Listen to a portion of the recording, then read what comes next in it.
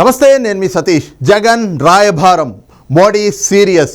ప్రస్తుతం ఏపీ రాజకీయ వర్గాల్లో చాలా హాట్ టాపిక్గా జరుగుతున్నటువంటి చర్చ ఇది. మరి ఈ రకమైనటువంటి చర్చకు కారణం ఏమిటి అంటే, ఏదైతే ఎన్నికలకి సంబంధించి జగన్మోహన్ రెడ్డి మొదటి నుంచి కూడా ఏ రకంగా అయినా కూడా అధికారాన్ని నిలబెట్టుకోవాలి అనేటువంటి ఎన్నో కుట్రలు కుతంత్రాలు చేసుకుంటూ వచ్చాడు. ప్రధానంగా ఏదైతే తన అధికారాన్ని మళ్ళీ నిలబెట్టుకోవడం కోసం ఆయన నమ్ముకున్నటువంటి అస్త్రాలు ఏమిటి? ఫస్ట్ దొంగ ఓట్లు, ఆ తర్వాత అధికారులు, అలాగే వాలంటీర్లు.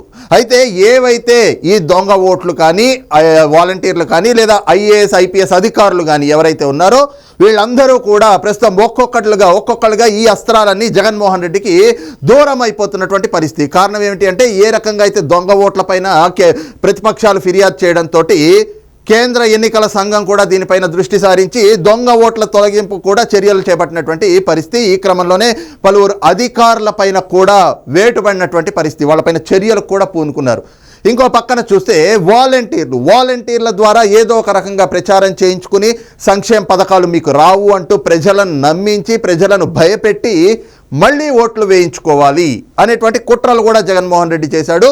అయితే ఈ రోజున వాలంటీర్లతోటి పొంచి ఉన్నటువంటి ప్రమాదం పైన ఏదైతే గనక అటు ప్రతిపక్షాలు కావచ్చు, లేదంటే గనక ఏదైతే సిటిజన్స్ ఫర్ డెమోక్రసీ అనేటువంటి ఫోరం ఏర్పడిందో ఆ ఫోరం న్యాయస్థానాలను ఆశ్రయించడం, న్యాయస్థానం కూడా పూర్తిగా వాలంటీర్లు అనేటువంటి వాళ్ళని ఎన్నికల విధుల నుంచి పక్కకి పెట్టాలి అంటూ మార్గదర్శకాలు ఇవ్వటం, ఇక కేంద్ర ఎన్నికల సంఘం ఆదేశాలతోటి ఈ రోజున వాలంటీర్లను కూడా ఎన్నికల విధుల నుంచి అయితే గనక పక్కన పెట్టినటువంటి పరిస్థితి.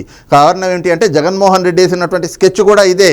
వాలంటీర్లను తీసుకొచ్చి ఈ రోజున ఉపాధ్యాయులు ఎప్పుడు ఎన్నికలు నిర్వహిస్తూ ఉంటారు, ఉపాధ్యాయులను అక్కడ ఎన్నికల విధుల నుంచి తప్పించి వాలంటీర్లను ఆ ప్లేస్లో పెడితే వాలంటీర్లు అందరూ కూడా తన మనుషులు కాబట్టి తనకే ఓట్లు వేయిస్తారు, మళ్ళీ అధికారంలోకి రావచ్చు అని చెప్పి వాలంటీర్ వ్యవస్థను వాడుకుందామని చూశాడు జగన్మోహన్ రెడ్డి. మరి ఇది కుట్రే కదా. ఈ కుట్రనైతే గనక ప్రతిపక్షాలు కూడా ముందే పసిగట్టినాయి, అలాగే సిటిజన్స్ ఫర్ డెమోక్రసీ అనేటువంటి ఫోరం వాళ్ళు కూడా పసిగట్టి దాన్ని ఇది ఎన్నికల నియమావళికి విరుద్ధంగా ఉంది, ఆ నిబంధనలకు విరుద్ధంగా ఉంది కాబట్టి వాలంటీర్ వ్యవస్థని ఎన్నికల విధుల నుంచి దూరం పెట్టాలి అనేటువంటి అంశం పైన వాళ్ళు న్యాయస్థానానికి వెళ్ళారు. న్యాయస్థానం కూడా అందుకు అనుగుణంగానే తీర్పునిచ్చింది. ఇక ఇంకో పక్కన చూస్తే ఏదైతే అధికారులు ఈ రోజున ఐఏఎస్లు కానీ ఐపీఎస్లు కానీ గడిచిన 5 ఏళ్లుగా ఎలా చూస్తున్నాం, ఎక్కడైనా కూడా ప్రజాస్వామ్యం ఉందా ఈ రోజున ఆంధ్ర రాష్ట్రంలో అంటే అధికారులు వ్యవహరిస్తున్నటువంటి తీరుతోటే ఎక్కడ ప్రజాస్వామ్యం లేనట్లుగానే కనిపిస్తుంది. ఎందుకంటే అధికారులంతా కూడా రాజకీయ ఉద్దేశాలతోటి జగన్మోహన్ రెడ్డి రాజకీయ అవసరాల కోసం వాళ్ళు పనిచేస్తూ ఉన్నారు. మరి ఈ అంశాలపైన కూడా ఎన్నికల కూడమల్లోకి వచ్చినా కూడా వాళ్ళంతా ఆ తీరులో వ్యవహరిస్తూ ఉంటే ఈ అంశాలపైన ప్రతిపక్షాలు కూడా ఏదైతే కేంద్ర ఎన్నికల సంఘానికి ఫిర్యాదు చేయడం, అందులో చాలామంది వరకు అధికారులు ఇప్పటి వరకు చూస్తే 8-9 మంది ఐపీఎస్ అధికారులు, అలాగే 4-5 ఐఏఎస్ అధికారులపైన కూడా బదిలీ పేరుతోటి వేటుపడ్డది. ఈ రకంగా అధికారులపైన అంటే జగన్మోహన్ రెడ్డి నమ్ముకున్నటువంటి అస్త్రాలపైన ఒక్కొక్క దానిపైన కూడా కేంద్ర ఎన్నికల సంఘం కొరడా గుల్పిస్తూ ఉంటే ఈ రోజున వేటు పడతా ఉంది. మరి ఇట్లాంటి తరుణంలో జగన్మోహన్ రెడ్డి నమ్ముకున్నటువంటి ప్రధానమైనటువంటి అస్త్రాలన్నీ కూడా ఆయనకు దూరం అయిపోతే ఇంకా ఏముంటుంది అక్కడ? ఒకవైపున ప్రజా వ్యతిరేకత, ఇంకో పక్కన నమ్ముకున్న అస్త్రాలన్నీ పక్కకి పోయినాయి. మరోవైపు నుంచి చూస్తే చెల్లెళ్ల దాడి, ఎదురు దాడి. ఏ రకంగా అయితే చెల్లెళ్ళు జగన్మోహన్ రెడ్డి పైన దాడి చేస్తున్నారు మనం చూస్తూనే ఉన్నాం కదా. హోకేళ్ళు బాబాయ్ చెప్పు అంటే ఈ రోజున పులివెందుల్లోనే డిపాజిట్లు కోల్పోయేటువంటి పరిస్థితి జగన్మోహన్ రెడ్డికి వచ్చింది. మరోవైపున కూటమి, ఈ రోజున తెలుగుదేశం, జనసేన, భారతీయ జనతా పార్టీల కూటమి. మొదటి నుంచి కూడా ఈ కూటమి ఏర్పడకూడదు అంటూ జగన్మోహన్ రెడ్డి చేయని కుట్ర లేదు, పన్నని కుతంత్రాలు పన్నాగాలు లేవు. మొదటి నుంచి చూస్తే తెలుగుదేశం జనసేనల పొత్తు పొడవకూడదు అనేటువంటి ఆలోచనతోటి ఆ 2 పార్టీల మధ్యన, పార్టీ క్యాడర్ మధ్యన చిచ్చు పెట్టాలనేటువంటి ప్రయత్నాలు చేశాడు. ఆ తర్వాత క్యాడర్లో ఒక ఐక్యత రాగం రావటం, వాళ్ళు ఐకమత్యంగా ముందుకు వెళ్తూ ఉండడం, ఈ పొత్తు పొడిచి వీళ్ళందరూ కలిసి వెళ్తూ ఉండడం, ఇవన్నీ చూసిన తర్వాత భారతీయ జనతా పార్టీ కూడా ఈ కూటమిలోకి వచ్చి చేరుతోంది అనేటువంటి ప్రచారం ఎప్పుడైతే వచ్చిందో, ఇక భారతీయ జనతా పార్టీ ఈ కూటమిలో చేరితే తాను నమ్ముకున్నటువంటి ప్రధానమైనటువంటి అస్త్రం అంటే ఇందాక ఏవైతే చెప్పుకున్నామో అధికారులు, దొంగ ఓట్లు, అలాగే వాలంటీర్లు, ఇవన్నీ కూడా సజావుగా సాగాలి అంటే ప్రధానమైనటువంటి అస్త్రం అంటే తనకి అండగా నిలిచేటువంటి అస్త్రం కింద కేంద్రంలో ఉన్నటువంటి భారతీయ జనతా పార్టీ పెద్దల ఆశీస్సులు ఇవన్నీ తనకి ఉంటే ఇవన్నీ ఏదైతే ఈ అస్త్రాలు ఉన్నాయో ఈ అస్త్రాలని ఉపయోగించి ఎన్నికల్లో మళ్ళీ అధికారాన్ని చేజిక్కించుకోవచ్చు అనుకున్నాడు. కానీ అనూహ్యంగా ఈ రోజున ఏదైతే తెలుగుదేశం జనసేనల పొత్తులోకి భారతీయ జనతా పార్టీ వచ్చి చేరుతోంది అన్నటువంటి ప్రచారం మొదలైందో ఇక జగన్మోహన్ రెడ్డికి నిద్ర పట్టట్లేదు. ఎందుకంటే భారతీయ జనతా పార్టీ ఆయనకు దూరం అయితే ఆయన ఖచ్చితంగా ఎన్నికల్లో ఓడిపోతాడు. ఇదే ఆలోచించి ఎలాగైనా కూడా ఈ పొత్తులోకి భారతీయ జనతా పార్టీ చేరకూడదు అని చెప్పి ఎన్నో ప్రయత్నాలు చేశాడు, ఎన్నో కుట్రలు చేసుకుంటూ వచ్చాడు. కానీ ఏమైంది, ఎట్టకేలకు తెలుగుదేశం జనసేనల పొత్తులోకి భారతీయ జనతా పార్టీ కూడా వచ్చి చేరింది. మళ్ళీ 2014 నాటి సీన్ రిపీట్ అయింది. అంటే కూటమిగా ఏర్పడ్డారు. ఇక కూటమిగా ఏర్పడ్డాక ప్రధాని మోడీ వచ్చినప్పుడు సభలో ఏ విధంగా అక్కడ జగన్మోహన్ రెడ్డి కుట్రలు పన్ని అక్కడ పూర్తిగా ఒక డిస్టర్బెన్స్ క్రియేట్ చేయాలని చూశాడో ఆ డిస్టర్బెన్స్ క్రియేట్ చేశాడు. ఇక ఆ తర్వాత జరుగుతున్నటువంటి పరిణామాలు కూడా మనం చూస్తూనే ఉన్నాం. అయితే ఇప్పుడు ఇంకొక 10 రోజుల్లో ఎన్నికలు ఉన్నాయనేటప్పటికీ జగన్మోహన్ రెడ్డికి ఓటమి అర్థమైపోయింది. ఎందుకంటే ప్రజా వ్యతిరేకత ఈ తీరులో ఉన్నప్పుడు ఎంత అధికారులున్నా, ఎంత ఏది జరిగినా కూడా, ఎంతమంది ఆశీస్సులున్నా, ఏం జరిగినా అంతిమంగా ఓటు వేసి తీర్పు చెప్పాల్సింది ఓటర్ కదా, ప్రజలే కదా. మరి ప్రజలు ఏదైతే గనక ఇప్పటికే జగన్మోహన్ రెడ్డి పైన పూర్తి స్థాయి వ్యతిరేకతను చూపిస్తూ ఉన్నారో, ఇంకో పక్కన ప్రతిపక్షాలకి అంటే కూటమికి ప్రజల నుంచి వస్తున్నటువంటి ఆదరణ కానీ, కూటమికి ప్రజల నుంచి వస్తున్నటువంటి ఆ స్పందన కానీ చూస్తే ఖచ్చితంగా జగన్మోహన్ రెడ్డి ఓటమి ఏమిటి అనేటువంటిది ఆయనకు అర్థమైపోయింది. దాని పర్యవసానమే మొన్న ఆయన రిలీజ్ చేసినటువంటి మేనిఫెస్టో చూసాం కదా.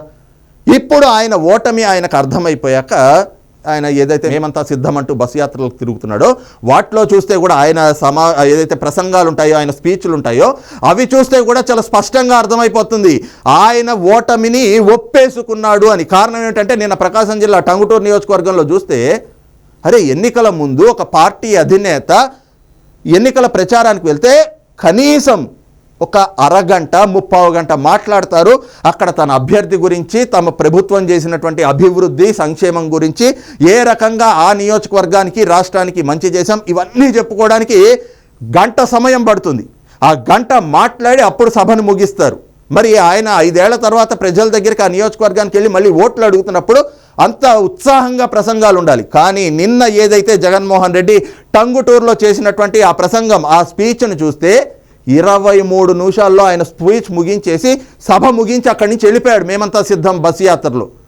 అది చూసిన తర్వాత ఈ రోజున జగన్మోహన్ రెడ్డికి కూడా క్షేత్రస్థాయిలో పరిస్థితులు ఏమిటో అర్థమైపోయినాయి. ఆయన ఓటమిని ఒప్పేసుకున్నాడు అనేటువంటిది కూడా క్రిస్టల్ క్లియర్గా చాలా స్పష్టంగా అర్థమైపోతూ ఉంది. ఈ క్రమంలో మరి రేపు కూటమి అధికారంలోకి వచ్చిన తర్వాత ఈ 5 ఏళ్ళు జగన్మోహన్ రెడ్డి చేసినటువంటి అరాచకాలు, దాష్టికాలు ఇవన్నిటిపైన ఇప్పటికే నిన్న మేనిఫెస్టో మీటింగ్లో ఏదైతే చంద్రబాబు నాయుడు గారు చెప్పారు, ఏదైతే ఈ 5 ఏళ్ళు ఏ రకంగా వేధింపులకి గురి చేశాడు, సామాన్యులని, ప్రజలని, ప్రతిపక్షాలని, నాయకులని, ఆ పార్టీలో ఉండేటువంటి నాయకుల్ని ఏ విధంగా జగన్మోహన్ రెడ్డి పూర్తిగా అణిచివేసేటువంటి ధోరణిలో ఆయన అన్యాయంగా వాళ్ళని అరెస్టులు చేయించడాలు, వేధించడాలు చేశాడో, ఇంకో పక్కన చూస్తే ఎస్సీ, ఎస్టీ, బీసీ, మైనార్టీ అలాగ ఏ ఒక్కళ్ళు కులం, మతం, ప్రాంతం, పార్టీ అనేటువంటి ఏదీ లేకుండా ముఖ్యంగా చూస్తే వెనుకబడినటువంటి కులాలకు సంబంధించి ఒక చంద్రయ్య యాదవ్ కానీ, అమర్నాథ్ గౌడ్ కానీ, లేదంటే దళితులకు సంబంధించి డాక్టర్ సుధాకర్ కానివ్వండి, లేకపోతే కనుక డ్రైవర్ సుబ్రహ్మణ్యం కానివ్వండి, అలాగే మైనార్టీలకు సంబంధించి అబ్దుల్ సలాం కానివ్వండి, మిస్బా కానివ్వండి, ఈ రకంగా చెప్పుకుంటూ పోతే ఇవి నేను చెప్పినవి కొన్నే వేళ్ల మీద లెక్కబెట్టేటువంటి ఘటనలు. కానీ రాష్ట్రంలో దాష్టికాలు ఎంతమంది మీద జరిగినాయి, ఎన్ని వేల మంది మీద, ఎన్ని లక్షల మంది మీద జరిగినాయి, వీటన్నిటికీ కూడా సరైనటువంటి విచారణ జరిపి బాధ్యులైనటువంటి వాళ్ళపైన చర్యలు తీసుకుంటాం. అలాగే ప్రభుత్వాన్ని కూడా సరిగ్గా నడపకుండా ఏదైతే గనక ఇప్పటికే రాష్ట్రాన్ని పూర్తిగా సర్వనాశనం చేసే దిశగా జరిగినటువంటి అంశాలు ఉన్నాయో వాటిపైన కూడా పూర్తి స్థాయి దర్యాప్తు జరిపించి వాటిపైన కూడా చర్యలు తీసుకుంటామని చెప్పారు. మరి ఈ క్రమంలో ఆ హెచ్చరికతోటి జగన్మోహన్ రెడ్డికి కూడా వణుకు మొదలైంది. ఆల్రెడీ ఏదైతే చంద్రబాబు నాయుడు గారినే ఏ రకంగా తప్పుడు కేసులతోటి అక్రమ అరెస్టులు చేయించి జైల్లో పెట్టాడో మనం చూసాం కదా. ఈ 5 ఏళ్ళు ఆయన చేసినటువంటి దోపిడీ కానీ, అరాచకాలు కానీ ఇవన్నిటిపైన రేపు కూటమి అధికారంలోకి వచ్చిన తర్వాత విచారణ జరిపితే ఖచ్చితంగా జగన్మోహన్ రెడ్డి పరిస్థితి ఏమిటి? ఇవనే కాదు, అంటే ఇప్పుడు ఈ 5 ఏళ్ళు చేసిన దానికనే కాదు, ఇప్పుడు జగన్మోహన్ రెడ్డి అధికారం కోల్పోయాక జరగబోయేది ఏమిటి? ఖచ్చితంగా ఆయన పైన ఉన్నటువంటి అక్రమాస్తుల కేసులపైన కోర్టులకు వెళ్ళాలి. ఆ కేసులు క్లియరెన్స్కి వస్తాయి. అలాగే హూ కిల్డ్ బాబాయ్ దానిపైన విచారణ వేగవంతం అవుతుంది. అలాగే ఈ 5 ఏళ్ళు చేసినటువంటి మొత్తం దరిద్రాలన్నిటికీ కూడా ఈ రోజున జగన్మోహన్ రెడ్డి ఖచ్చితంగా సమాధానం చెప్పి తీరాలి. వాటన్నిటికీ సమాధానం ఏమిటి? మళ్ళీ జైలుకు పోవటం. ఈ జైలుకు పోయేటువంటి ప్రమాదం జగన్మోహన్ రెడ్డి ముందే పసిగట్టాడు. అందుకే ఈ రోజున ఏదైతే భారతీయ జనతా పార్టీలో ఉన్నటువంటి కేంద్ర పెద్దలు, అందులోనూ ప్రధాని మోడీ దగ్గరికి రాష్ట్రంలో ఉన్నటువంటి భారతీయ జనతా పార్టీలో తనకి అనుకూలంగా ఉండేటువంటి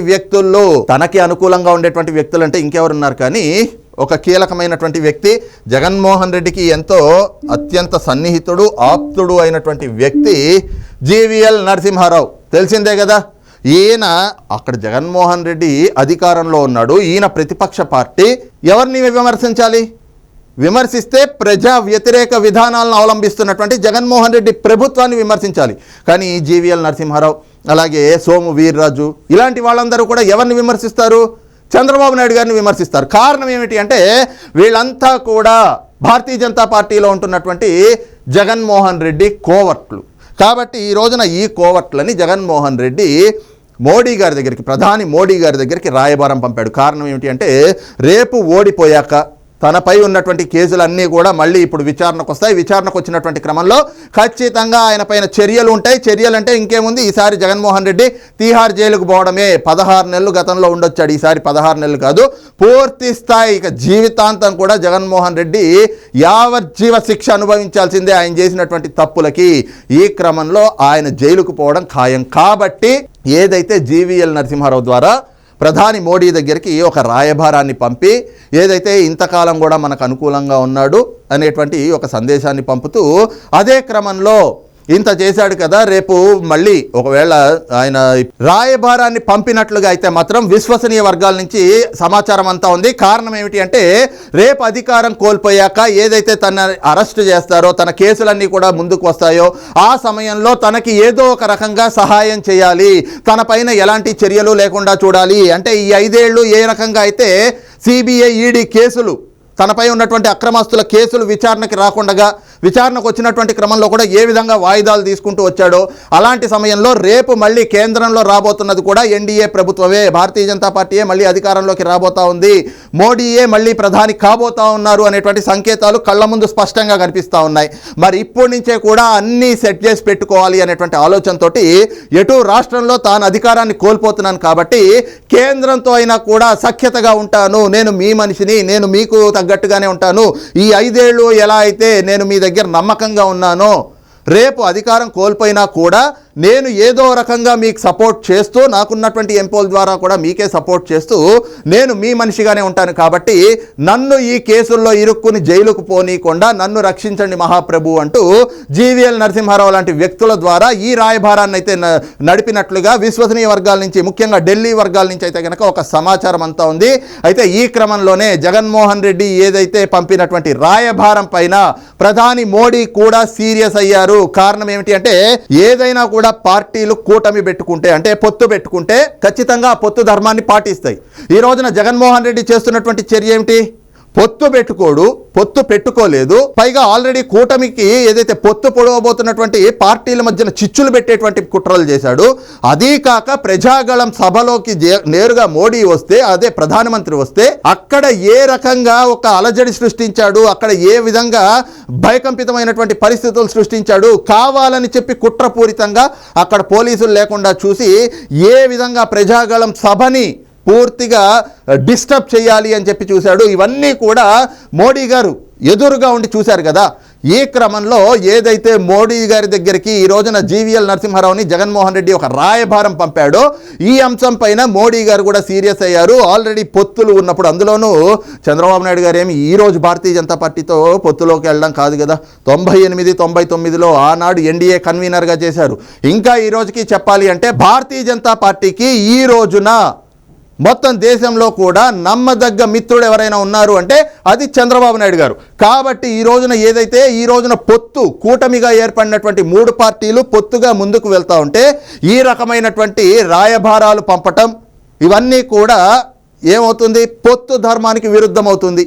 అదే సమయంలో ఆ అంశాన్ని ప్రస్తావిస్తూ మోడీ గారు కూడా అటు జీవీఎల్ నరసింహారావుతో పాటుగా జగన్మోహన్ రెడ్డి పైన కూడా సీరియస్ అయ్యారు. ఈ క్రమంలోనే జగన్మోహన్ రెడ్డి కూడా ఫోన్ ద్వారా ఈ రకమైనటువంటి రాయబారాలు ఇంకోసారి పంపవద్దు అంటూ హెచ్చరికలు కూడా జారీ చేసినట్లుగా తాడేపల్లి వర్గాల నుంచి సమాచారం అయితే అంతా ఉంది.